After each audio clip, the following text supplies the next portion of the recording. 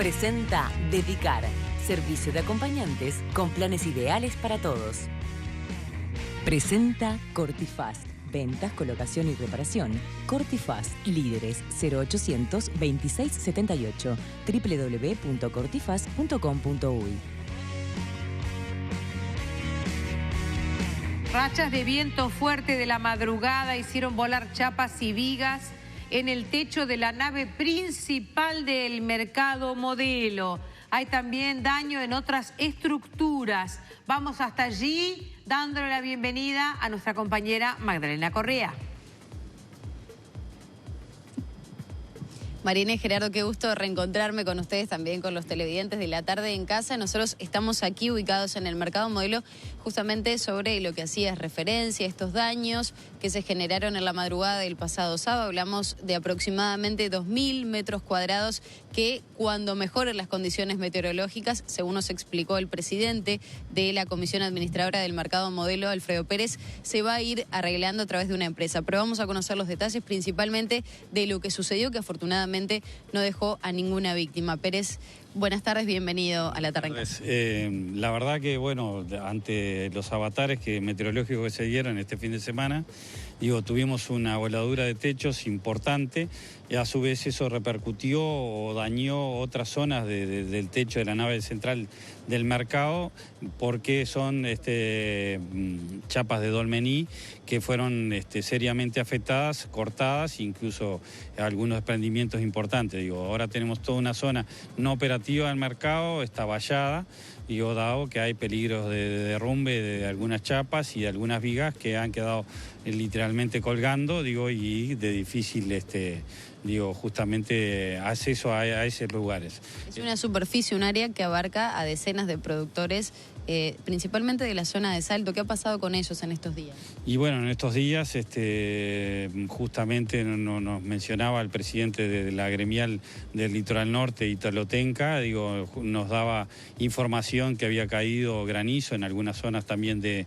departamento de Salto, en la zona productora, básicamente hortícola, y también había afectado estos temporales de viento y de lluvia, había afectado algunos cultivos que se venían registrando y cosechando con grandes cantidades, como puede ser, estamos en plena zafra de frutilla, ya se habían implementado los primeros cultivos de melón, de zapallo, de boñato, e incluso cosechas que estaban para salir de cebolla, fueron todas de alguna forma parcial o totalmente dañadas. Yo igual le hacía referencia a esta superficie, esta zona donde están ubicados principalmente los productores de Salto, aquí en el Mercado Modelo, ¿no? Sí, esta es la zona, en la calle justamente donde se dieron los mayores daños, es la zona donde se juntan una buena parte de los productores provenientes del Litoral Norte, de la zona aledaña a Salto, y por eso mismo, en esta época es que estamos en plena cosecha, estamos seriamente afectados por la cantidad de mercadería que estos productores comercializan de ellos mismos, pero también de terceros. No tenemos que olvidar que muchos de ellos son productores y operadores que no solamente comercializan producción propia, sino de algunos vecinos, de algunas zonas, de sociedades de fomento, y es una zona netamente afectada por esta operativa.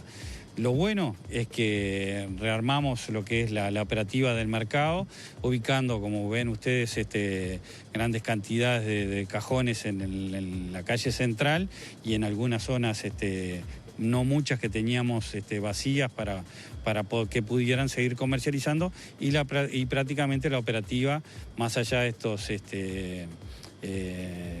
dificultades, siguió siendo de forma casi normal, justamente porque ingresaron numerosos compradores y numerosa descarga en la madrugada, ¿no?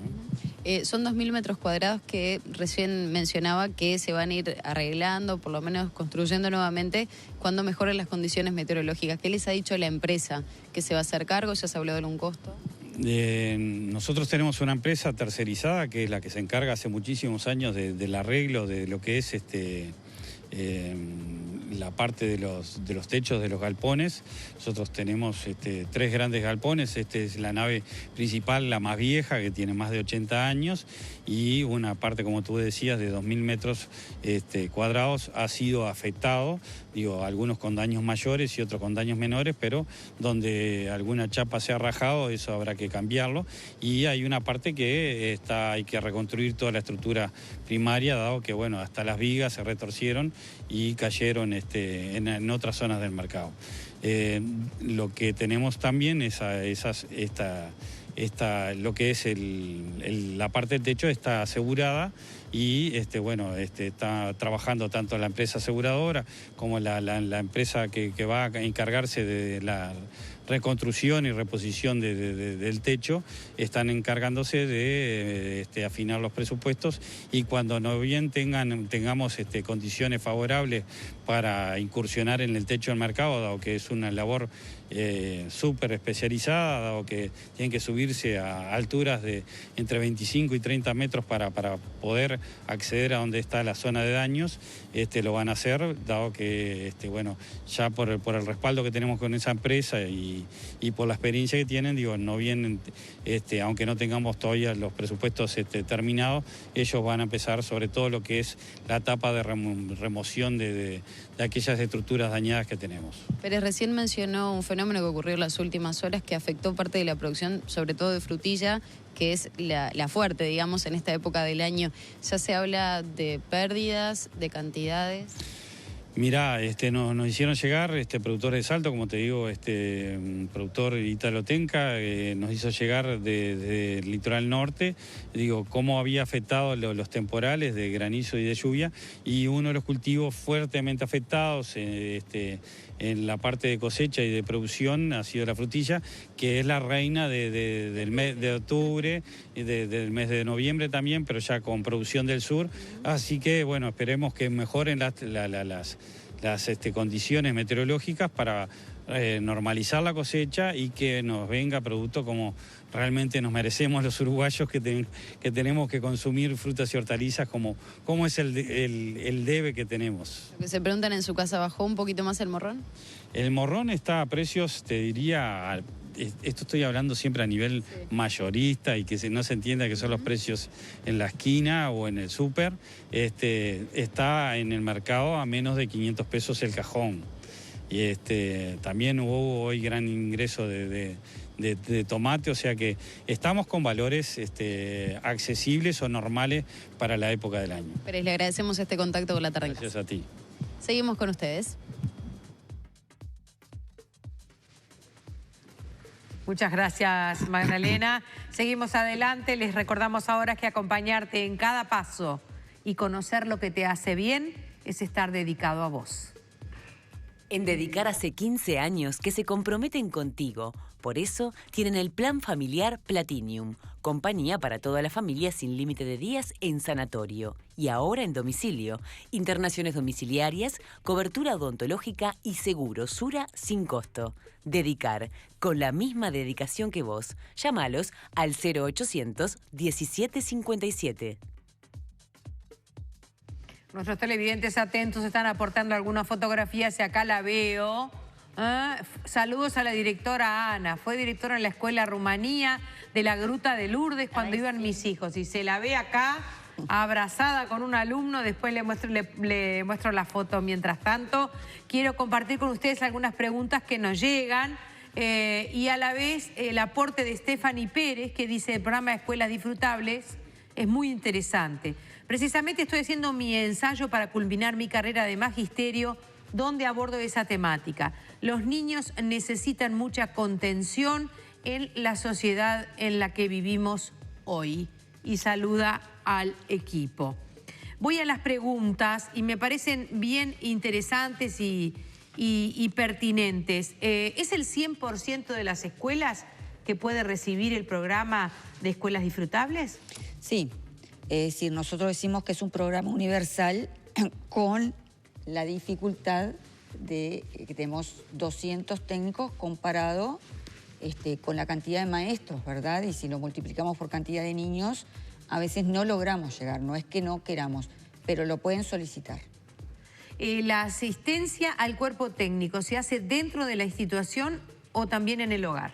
Dentro de la institución, es decir, nosotros trabajamos con esa visión que dijimos al principio: escuela, familia, comunidad.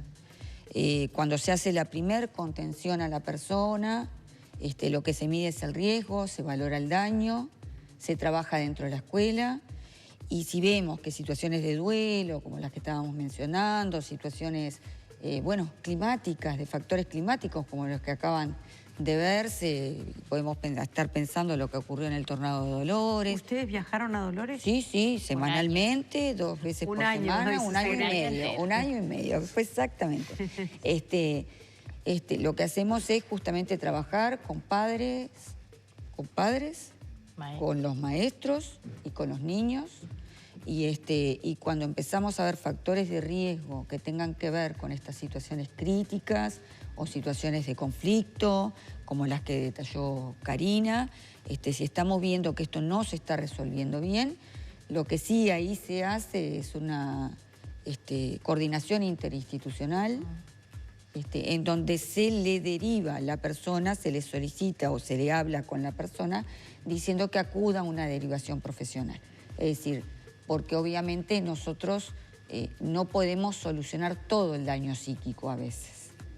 Claro, porque eso ustedes saben cuándo llegan, pero no cuando se van. Exacto. Y a veces la situación amerita otro tipo de abordajes clínicos. Sí, o también desde lo social, claro. O de las distintas ayudas que necesita la familia ser abordada, ¿no? El caso de Dolores es que es claro, porque ahí estaba la todo el situación Estado. traumática, sí, pero no se resolvía en horas ni en días. Claro. Y no dependía de primaria. Es decir, la sintomatología de Dolores se consideró que empezaba a ser como de atención real después de los 3 meses aproximados, 2-3 meses. Con eso se hizo lo que se llama un triage, lamento la palabra porque la estoy utilizando, la han visto en sociedades médicas, pero en realidad es valorar cuáles son las situaciones de mayor riesgo.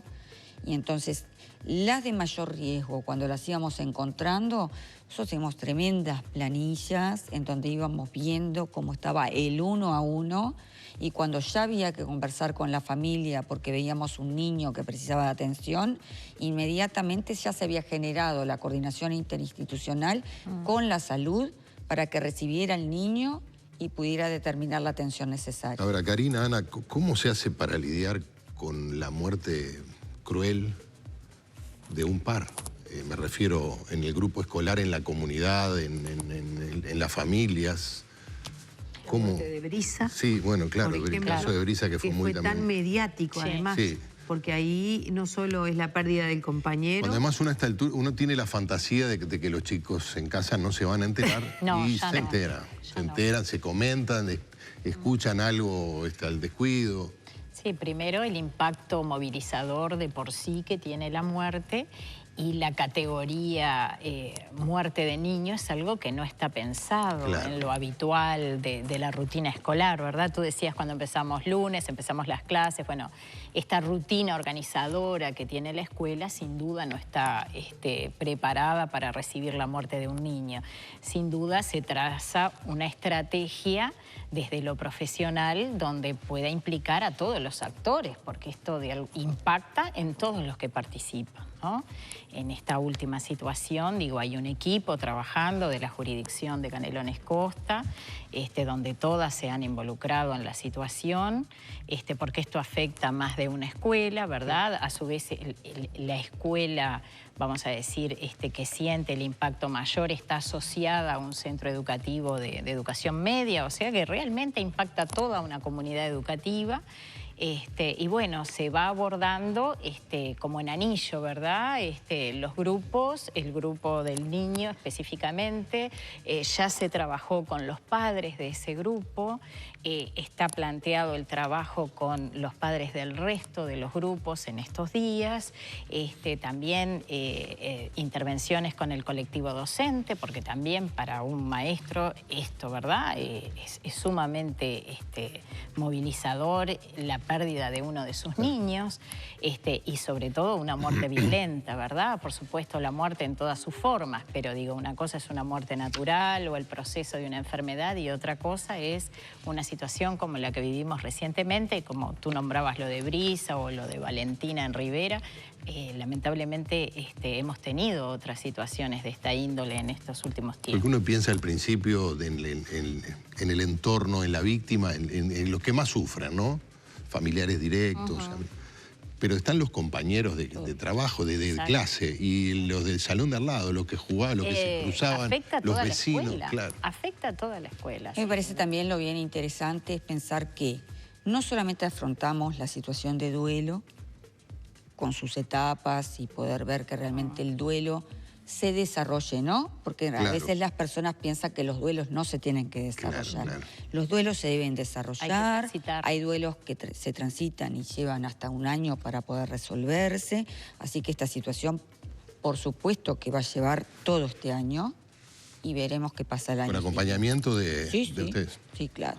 Pero también pensar que cuando uno termina de trabajar con el duelo, o termina de trabajar con la situación que aconteció, también trabaja con prevención, que eso es bien importante. Es decir, este no es el momento en las escuelas que Karina acaba de mencionar de trabajar la prevención. Pero si tú me mencionas Brisa, nosotros tenemos que trabajar con prevención. Claro. Porque nosotros tenemos que empezar a trabajar con la comunidad, no temiéndole a las herramientas de la computación, sino tratando de saber cómo acercarse a los niños de manera tal de que los pueda acompañar con la herramienta. Porque lo de Brisa tuvo una característica muy particular. Claro. Es decir, entonces nosotros lo que hacemos es observar cuál es el aspecto más importante de lo que aconteció para llevarle a la comunidad formas de cuidar. Entonces generamos talleres con los niños de autocuidado, que ellos mismos puedan preguntar, puedan saber cómo protegerse, puedan saber cómo interactuar o con herramientas de computación, o no quedar con el miedo, por ejemplo, en lo que estaba hablando justamente Karina, de que no puedo salir a la calle a jugar. Claro. El simple miedo de no, porque era lo primero que venía, ¿no, Karina? Sí. Es decir, ese miedo de que es natural. de si dejo salir a mi hijo a jugar a la calle y no me volverá a pasar lo mismo, ¿no? Sí. Claro, porque además ese hecho calza en una circunstancia. Recordemos que allí en esa misma zona fue el asesinato de la cajera hace no tanto. Que también es un femicidio, Exacto, el cual atendimos, porque en realidad estas son las cosas que impactan. Porque cuando hay un femicidio, hay niños, claro, quedan aunque niños. niños que quedan en la Aunque no escuela. tuviera que ver directamente con... Ahí está. Exactamente. Claro. Nosotros también trabajamos con duelo de niños. Es una categoría, ¿verdad? Es decir, cuando el niño está en duelo por una situación tan aberrante como la que me acabas de mencionar, estamos presentes. Porque en realidad impactó en la comunidad. Claro, claro. Cada vez parecen más necesarios. No, Sí, sinceramente, terrible. ¿no? Claro, uno recuerda los tiempos en los que uno iba a la escuela y cómo a veces se vivían estas situaciones complejas y no había un mecanismo de respuesta, o de repente había un gran maestro que paraba el programa y decía, bueno, lo vamos a dejar acá y nos vamos a dedicar 3 días a ver cómo salir de esa circunstancia. Pero claro, elaboraba una estrategia de acuerdo a su saber y entender, también a su formación y a veces en comunidad con sus compañeros de escuela. Pero bueno, esto es una herramienta especialmente idónea, ¿verdad? Que tiene una expertise, un entrenamiento, una capacidad nacional y que también ampara al maestro, porque si no, el maestro está solito en el aula. Lo cual no inhibe, Marinés, que nosotros pensemos que cuando las familias actúan y cuando actúa la escuela en la protección de los niños, sabemos que lo van a hacer bien. Porque no hay recetas. Claro. Es decir, cuando hay un fallecimiento y yo le tengo que decir a un hijo pequeño que alguien muy próximo de la familia o de quien sea falleció, lo vamos a hacer de la mejor forma, continentándolo. Y de repente Luego eso habrá que trabajarlo de otra forma con un profesional, pero no es que esté mal. Nosotros decimos eso justamente. Sí. Hay que atreverse a hablar de la muerte, hay que atreverse a dar el lugar al llanto, hay que atreverse, porque muchas veces también está la fantasía de que no puedo decir la verdad. Claro. Sí. Y entonces nosotros... En muchos de estos casos que ustedes tratan ahora, los femicidios, por ejemplo, o las muertes violentas de niños, siempre existieron, solo que eran temas que estaban fuera del discurso público, de lo que se trataba en... Claro. Exacto. Incluso en esto que está diciendo Ana, que me parece muy importante, cada situación va a tener una singularidad, ¿verdad? Entonces, la escuela también construye cuál es su modo de abordar, de poner en palabras esto que pasó. Claro. Nosotros veíamos en imágenes, mientras ustedes conversaban, lo que hizo la escuela de Neptunia Norte, de colgar en un cordel. Todo los eso mensajes. Es único de esa escuela. Eso surgió Es de y esa se construyó. Y se ahí. construyó con los niños, con los los padres, maestros. con los maestros. Era el sentir que ellos tenían, lo cual no es replicable para otra escuela. Bien. Porque de repente se puede considerar que el haber colgado los carteles es beneficioso para todas las escuelas del Uruguay. No, capaz que para otra escuela eso hace daño. Y sin embargo, en esta escuela construido en la comunidad, selló lo que tenía que ser para personas adultas cuando generan el velorio, ¿verdad? Es decir, se hace un cierre. Claro. Y le genera al niño y a quienes están próximos a INTI en este caso, esa idea de que no lo vamos a ver más, que lo vamos a seguir teniendo en el recuerdo. Claro, se habilitó una expresión de algo, ¿verdad? Una especie de despedida, se habilitó el mensaje, se habilitó esto, poner en palabras justamente lo no pensado. Lo no pensado, el fallecimiento de un niño, lo no pensado en la tortura a un niño, lo no pensado la apropiación de él mismo, de su familia. En fin, temas entonces con los que trabaja este equipo. Muchas gracias por estar esta tarde con nosotros. Nos decían recién los números y aún así dice que se necesita más gente. Son 195 técnicos especializados que trabajan en el programa Escuelas Disfrutables del Consejo de Educación Inicial y Primaria, que atiende entonces estas especialmente problemáticas situaciones. Muchas gracias a Ana Everett y a Karina Sagrera por su presencia esta tarde. Muchas gracias a A ustedes. ustedes por invitarnos. Dimos cuenta de esta iniciativa que tiene que ver con la educación y sobre todo con estas nuevas herramientas con las que se trabaja en primaria. Hacemos una breve pausa y volvemos. ¿Cómo está hoy para lucir las canas? ¿Por qué? Porque es un día importante hoy. Ah, bueno, sí, ahora vamos a tratar un tema que seguramente te interesa muy especialmente a ti, María Inés, porque hoy es el Día Internacional de las Personas Mayores. Exacto, de las Ahí está. personas No, mayores. digo porque tuve mayores de 18, muy pronto vas mayores de 18. a caer en los 60. Está clarito, no aclare porque oscurece.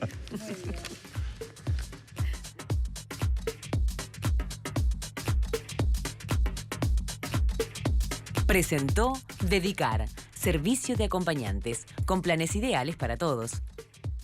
Presentó Cortifaz, ventas, colocación y reparación. Cortifaz, líderes 0800 2678, www.cortifaz.com.uy.